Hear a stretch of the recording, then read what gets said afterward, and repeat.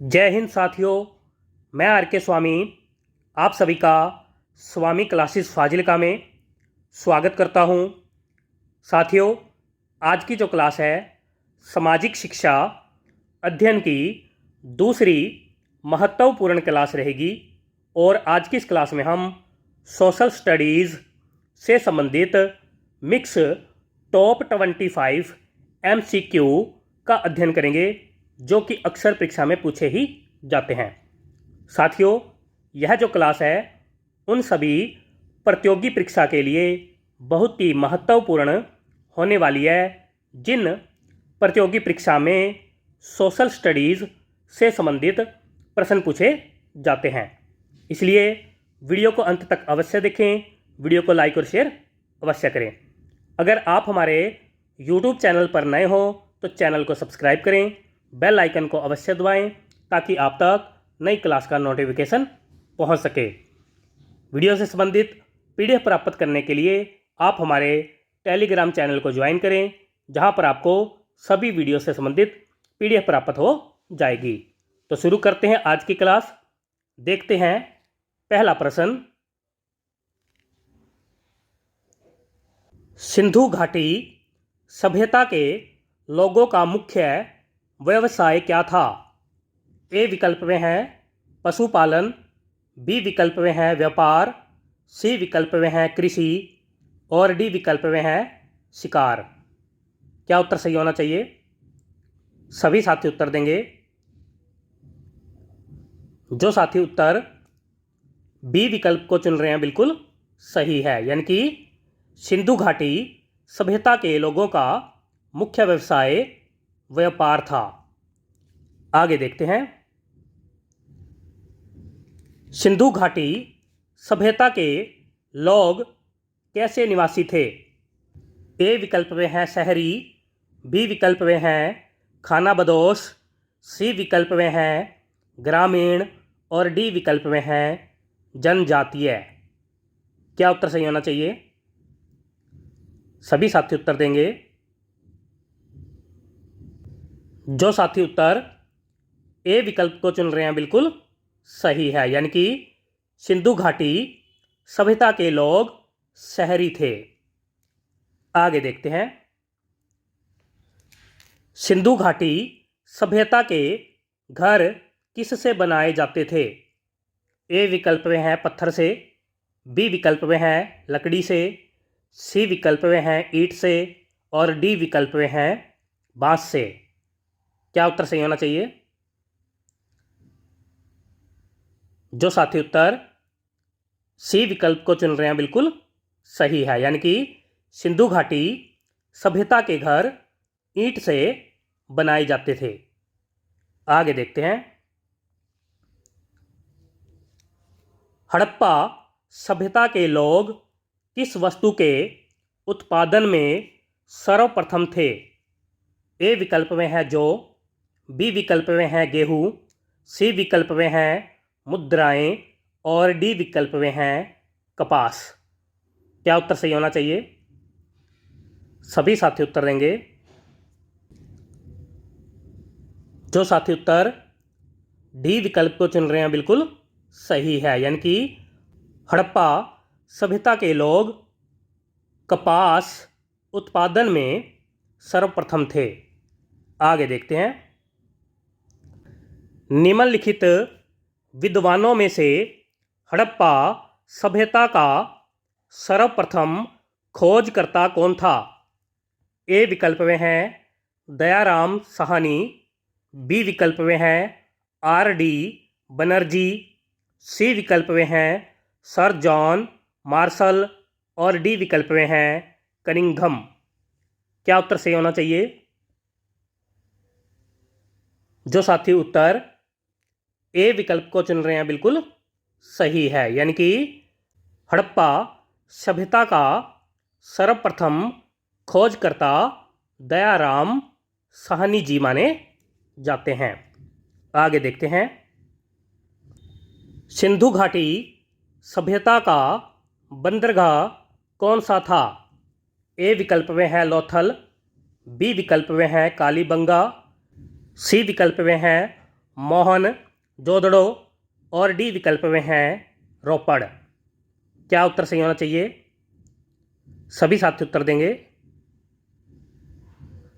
जो साथी ए विकल्प को चुन रहे हैं बिल्कुल सही है, यानी कि लोथल सिंधु घाटी सभ्यता का बंदरगाह था।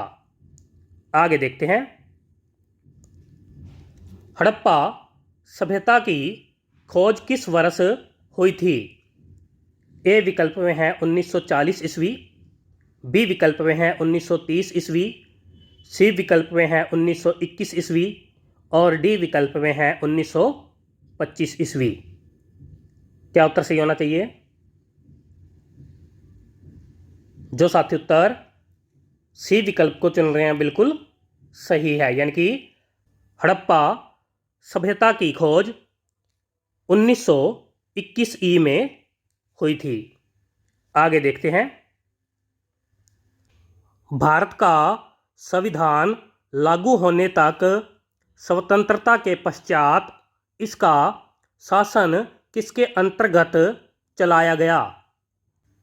ए विकल्प में है इंग्लैंड के संविधान के अनुसार, बी विकल्प में है भारत सरकार अधिनियम 1935 के अनुसार, सी विकल्प में है भारतीय नेताओं के परामर्श से बने कानून के अनुसार और डी विकल्प में है इनमें से कोई नहीं। क्या उत्तर सही होना चाहिए? सभी साथी उत्तर देंगे। जो साथी उत्तर बी विकल्प को चुन रहे हैं बिल्कुल सही है, यानी कि भारत सरकार अधिनियम 1935 के अनुसार चलाया गया था। आगे देखते हैं। भारतीयों को वर्ष 1947 ईस्वी में सार्वभौमिक सत्ता सौंपने की योजना किस नाम से जानी जाती है? ए विकल्प में है मार्ले मिंटो योजना, बी विकल्प में है वेवल योजना, सी विकल्प में है अगस्त योजना और डी विकल्प में है माउंटबेटन योजना। क्या उत्तर सही होना चाहिए? जो साथी उत्तर डी विकल्प को चुन रहे हैं बिल्कुल सही है, यानी कि माउंटबेटन योजना नाम से जानी जाती है। आगे देखते हैं। केंद्र में द्वैध शासन किस अधिनियम के अंतर्गत स्थापित किया गया था? ए विकल्प में है भारत सरकार अधिनियम 1935, बी विकल्प में है भारत सरकार अधिनियम 1919, सी विकल्प में है भारत सरकार अधिनियम 1947 और डी विकल्प में है भारत सरकार अधिनियम 1933। क्या उत्तर सही होना चाहिए? सभी साथी उत्तर देंगे। जो साथी उत्तर ए विकल्प को चुन रहे हैं बिल्कुल सही है, यानी कि भारत सरकार अधिनियम 1935 के अंतर्गत केंद्र में द्वैध शासन लागू हुआ। आगे देखते हैं। निम्नलिखित में से किसके द्वारा सन 1922 ईस्वी में यह कहा गया कि भारतीय संविधान भारतीयों की इच्छा अनुसार होगा? ए विकल्प में है मोतीलाल नेहरू जी, बी विकल्प में है महात्मा गांधी जी, सी विकल्प में है बाल गंगाधर तिलक जी और डी विकल्प में है गोपाल कृष्ण गोखले जी। क्या उत्तर सही होना चाहिए? सभी साथी उत्तर देंगे। जो साथी उत्तर बी विकल्प को चुन रहे हैं बिल्कुल सही है, यानी कि महात्मा गांधी जी ने कहा था। आगे देखते हैं। सन 1924 ईस्वी में किसके द्वारा ब्रिटिश सरकार से यह मांग की गई कि भारतीय संविधान के निर्माण के लिए संविधान सभा का गठन किया जाए। ए विकल्प में हैं महात्मा गांधी जी, बी विकल्प में हैं गोपाल कृष्ण गोखले जी, सी विकल्प में हैं जवाहरलाल नेहरू जी और डी विकल्प में हैं मोतीलाल नेहरू जी। क्या उत्तर सही होना चाहिए?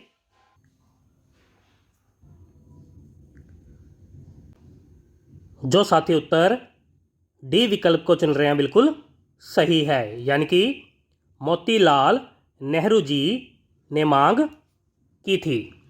आगे देखते हैं। संविधान सभा के विचार को औपचारिक रूप से प्रतिपादन किसके द्वारा किया गया? ए विकल्प में है M.N. राय जी, बी विकल्प में है मोतीलाल नेहरू जी, सी विकल्प में है महात्मा गांधी जी और डी विकल्प में है इनमें से कोई नहीं।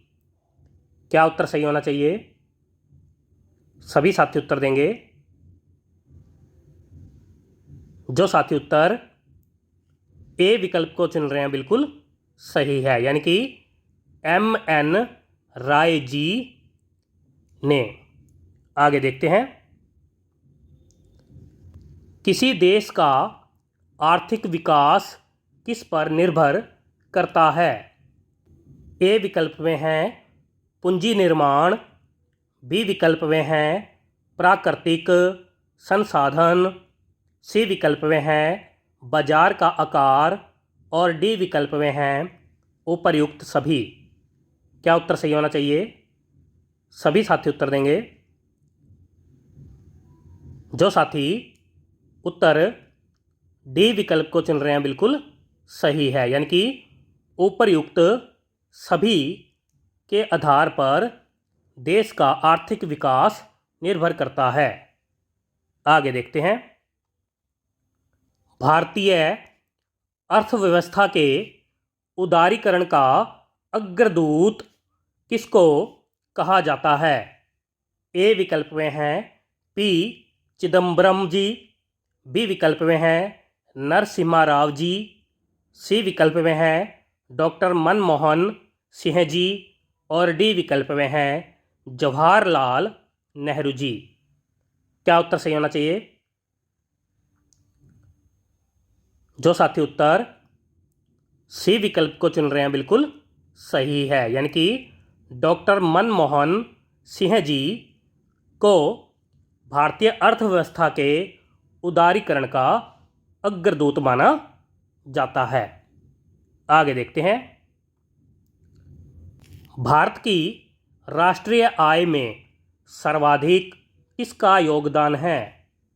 ए विकल्प में है विनिर्माण क्षेत्र का, बी विकल्प में है कृषि क्षेत्र का, सी विकल्प में है बैंकिंग क्षेत्र का और डी विकल्प में है व्यापारिक क्षेत्र का।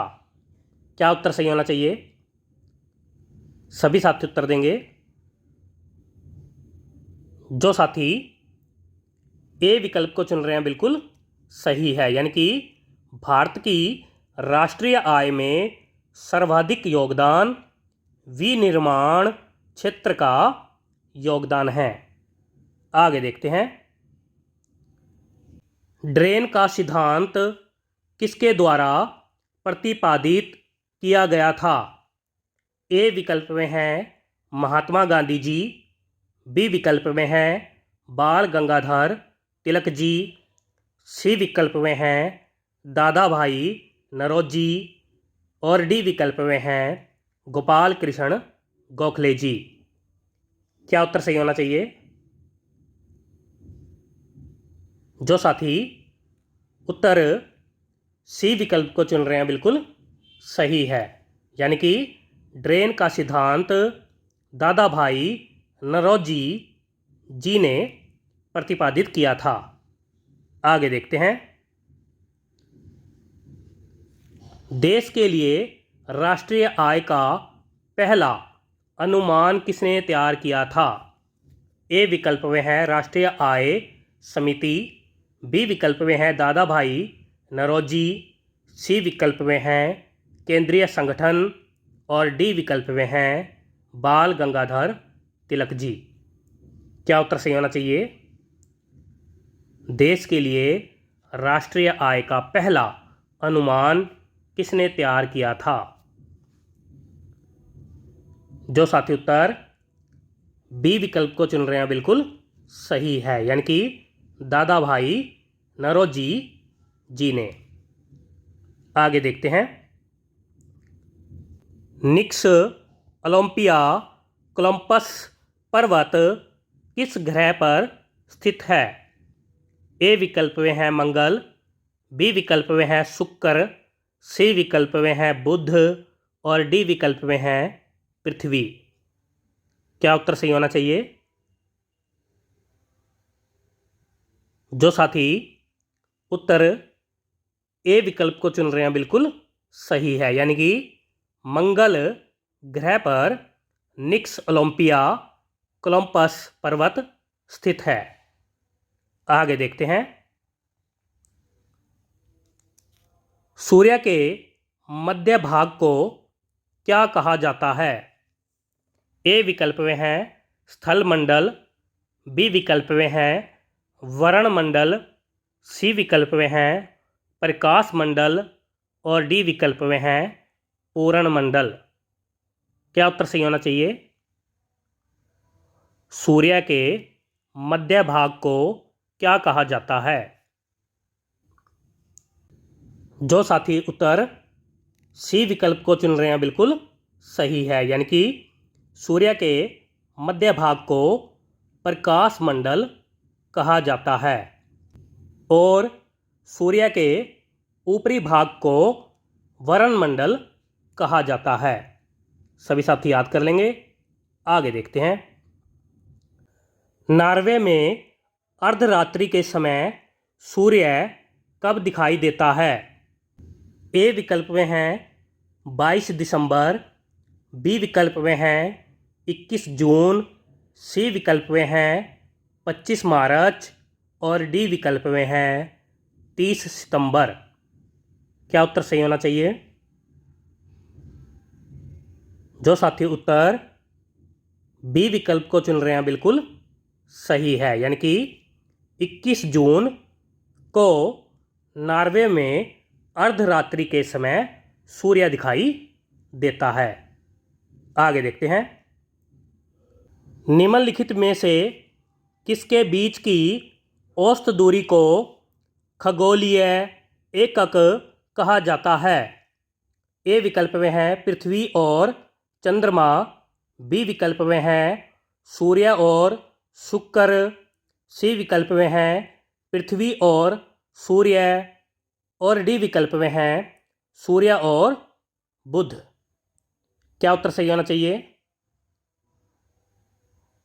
जो साथी उत्तर सी विकल्प को चुन रहे हैं बिल्कुल सही है, यानी कि पृथ्वी और सूर्य के बीच की औसत दूरी को खगोलीय एकक कहा जाता है। आगे देखते हैं। निम्नलिखित में से कौन सा ग्रह सूर्य की परिक्रमा 88 दिनों में पूरी करता है? ए विकल्प में है शनि, बी विकल्प में है मंगल, सी विकल्प में है शुक्र और डी विकल्प में है बुध। क्या उत्तर सही होना चाहिए? जो साथी उत्तर डी विकल्प को चुन रहे हैं बिल्कुल सही है, यानी कि बुध ग्रह सूर्य की परिक्रमा 88 दिनों में पूरी करता है। आगे देखते हैं। सौर मंडल का कौन सा ग्रह लगभग पृथ्वी जितना बड़ा है? ए विकल्प में है शुक्र, बी विकल्प में है मंगल, सी विकल्प में है बुध और डी विकल्प में है शनि।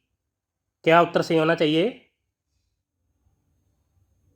जो साथी उत्तर ए विकल्प को चुन रहे हैं बिल्कुल सही है, यानी कि शुक्र ग्रह लगभग पृथ्वी जितना बड़ा है। आगे देखते हैं। निम्नलिखित में से किस ग्रह पर चंद्रमा की तरह कलाएं होती है? ए विकल्प में है मंगल, बी विकल्प में है शनि, सी विकल्प में है बुध और डी विकल्प में है शुक्र। क्या उत्तर सही होना चाहिए? जो साथी उत्तर सी विकल्प को चुन रहे हैं बिल्कुल सही है, यानी कि बुध ग्रह पर चंद्रमा की तरह कलाएं होती है। सभी साथी याद कर लेंगे। प्यारे साथियों, ये थे आज के बेहतरीन 25 क्वेश्चन जो कि अक्सर परीक्षा में पूछे ही जाते हैं। आशा करता हूँ आज की इस क्लास में आपको बहुत कुछ नया सीखने को मिला होगा। इसी प्रकार से निरंतर अध्ययन करने के लिए चैनल को सब्सक्राइब करें, बेल आइकन को अवश्य दबाएं ताकि आप तक नई क्लास का नोटिफिकेशन पहुंच सके। वीडियो से संबंधित PDF प्राप्त करने के लिए आप हमारे टेलीग्राम चैनल को ज्वाइन करें, जहां पर आपको सभी वीडियो से संबंधित PDF प्राप्त हो जाएगी। अगर आपने हमारी अभी तक पहली वाली क्लासें नहीं देखी है तो आप प्ले लिस्ट में जाकर उन क्लासों को अवश्य देखें। तो मिलते हैं अगली क्लास में कल रात 9 बजे। तब तक के लिए जय हिंद।